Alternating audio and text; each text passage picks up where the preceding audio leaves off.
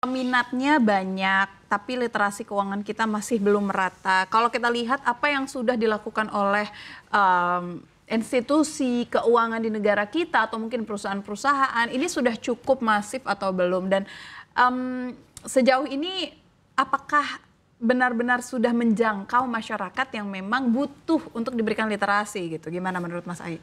Ya, mungkin sejauh ini setiap perusahaan terutama yang di lembaga jasa keuangan gitu ya, memang sudah melakukan edukasi. Tapi menurut saya adalah ke depan ini bagaimana tidak hanya melakukan edukasi, tapi juga impact-nya itu masif gitu ya. Dan tapi berkesinambungan. Kenapa? Karena untuk edukasi itu nggak bisa hanya sekali dua kali event mereka langsung terpapar informasi dan langsung melek gitu. Jadi memang harus berkesinambungan gitu. Setiap tahun memang programnya harus selaras gitu dan juga ada kayak semacam pemantauan lah evaluasinya. Dan yang tidak kalah penting memang harus masif dalam arti meluas gitu ya. Paling gampang memang ya menggandeng media karena kita bisa publikasinya exposure-nya lebih luas gitu. Tidak hanya yang datang ke event tapi yang tidak datang pun dapat mendapatkan informasi yang memang dibutuhkan. Ya, karena gitu. tampil di TV kan, Betul. ditayangkan di TV. Mas, tapi kalau berbicara tentang literasi keuangan, investasi dan segala macam, ini kan sebenarnya udah mulai banyak nih peminatnya, apalagi pasca COVID, angka investor muda juga meningkat gitu kan. Saya mau tahu dari segi regulasi yang saat ini sudah ada di pemerintah, apakah sebenarnya sudah menjamin keamanan dari investor dan segala macam? Apakah semuanya ini sebenarnya sudah memadai kalau kita compare dengan negara lain gitu? Karena kan pasti ada beberapa dari masyarakat yang pengen kok mulai investasi, tapi kekhawatirannya juga masih besar gitu. Iya, kalau regulasi sebenarnya sudah disesuaikan dengan kondisi terkini gitu. Tinggal bagaimana caranya publik itu bisa mengetahui regulasi itu seperti apa gitu. Itu perlu disosialisasikan dan benar kata Mas Ai tadi kalau sosialisasi itu seperti literasi keuangan itu memang nggak bisa 1-2 kali aja. Memang harus masif dan berkelanjutan gitu. Makanya dalam program CNBC Indonesia kan kita selalu menyuarakan ya bagaimana masyarakat itu bisa mengerti dan sampai paham gitu. Supaya tidak tertipu ataupun dikendalikan oleh orang-orang yang ingin menang sendiri gitu. Nah di sini dalam acara ini juga mungkin kita bisa lihat dari line up-nya ya, itu akan banyak sekali peserta nantinya itu dipastikan tidak bosan lah gitu. Karena selain ada tokoh-tokoh besar tadi, itu banyak juga yang cukup seru seperti Calontong mungkin yang itu bisa membahasakan literasi keuangan dengan bahasa yang lebih mudah. Nah ini kan sangat penting terutama untuk regulasi-regulasi yang sifatnya berat gitu ya, yang mungkin tidak banyak orang paham gitu pasal-pasal segala macam. Nah mungkin melalui komedian ataupun nanti beberapa KOL juga akan menyampaikan informasi itu dengan lebih sederhana gitu. Jadi mereka lebih cepat mengerti, cepat paham dan mungkin tidak hanya berhenti di situ. Setelah ini acara ini selesai, dia bisa mengetahui kemana dia akan bertanya setelah mengenai literasi keuangan gitu. Berbicara tentang line up, emang ada line up siapa aja nih dalam 2 hari ini?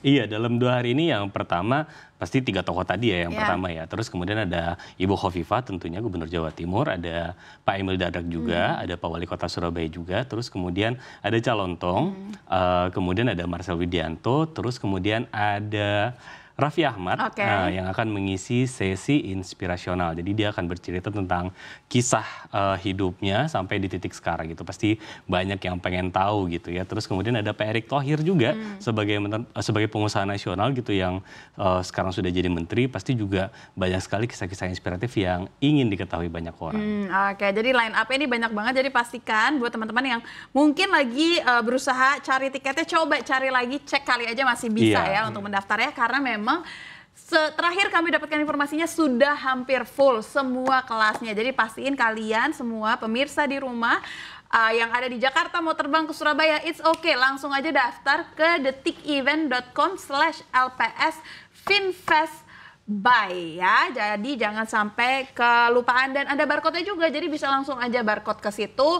cek dan scan, daftar juga. Jadi jangan sampai kehabisan ya. Nah, aku mau tanya dulu, Mas Ai, apa goals-nya selain memberikan literasi keuangan, selain memberikan pemahaman, apa goals dari LPS ini? Karena ini sebenarnya baru 1 kota.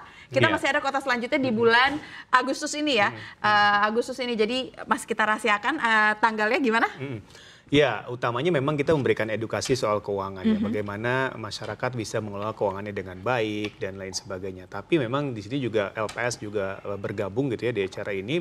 Tentunya adalah untuk memperkenalkan LPS juga gitu. Sebenarnya apa sih LPS, apa fungsi LPS yang sebenarnya itu sangat penting dalam kehidupan bermasyarakat kita, apalagi buat orang-orang yang suka menabung di bank ya. Oke. Nah ini juga menjadi harus tahu nih apa sebenarnya fungsi dan peran LPS. Makanya jangan lupa untuk hadir. Oke, Gitu. singkat dong, emang apa sih sebenarnya fungsi LPS? Apalagi kita katakanlah masih nabung secara general lah di bank aja gitu. Ya, untuk fungsi utamanya adalah menjamin simpanan kita di bank kan, 2 miliar per nasabah per bank gitu ya. Tapi ke depan itu nanti juga akan menjamin untuk polis asuransi. Makanya buat orang-orang yang pengen tahu gitu ya, apakah menabung itu aman atau tidak gitu ya, mungkin harus datang nih ke Nah, acara itu kita. dia. Jadi kita dengerin deh nanti suguhannya gitu.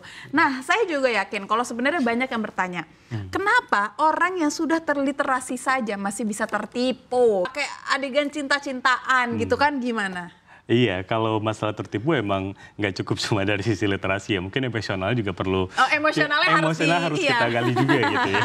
Karena akan sekali banyak faktor yang Iya. bisa mempengaruhi dia bisa tertipu atau enggak. Tapi sekali lagi untuk kita pahami kalau literasi keuangan itu yang paling penting fundamentalnya harus kita pahami gitu. Jadi karena semakin kesini makin banyak sekali model penipuan gitu. Kalau kita tahu fundamentalnya, basicnya seperti apa, ketika ada hal-hal yang dirasa mencurigakan atau tidak wajar gitu. Misalnya ada satu institusi keuangan yang menawarkan bunga mungkin atau return 11% atau jauh sekali dari rata-rata biasanya gitu, itu sudah sewajarnya curiga gitu, atau menawarkan perasaan yang berlebihan misalnya seperti kasus itu, nah itu mungkin juga harus curiga gitu. Cuman kalau perasaan kita nggak tahu lapornya kemana ya, tapi kalau misalnya returnnya terlalu tinggi kita bisa lapor ke lembaga-lembaga terkait. Jadi kalau ada yang too good to be true tuh harus langsung aware gitu kan. Betul. Tapi kalau udah pakai cinta emang agak susah. Agak susah. Makanya emosional ini yang memang sebenarnya harus dikoreksi. Bukan hanya knowledge tapi emosional.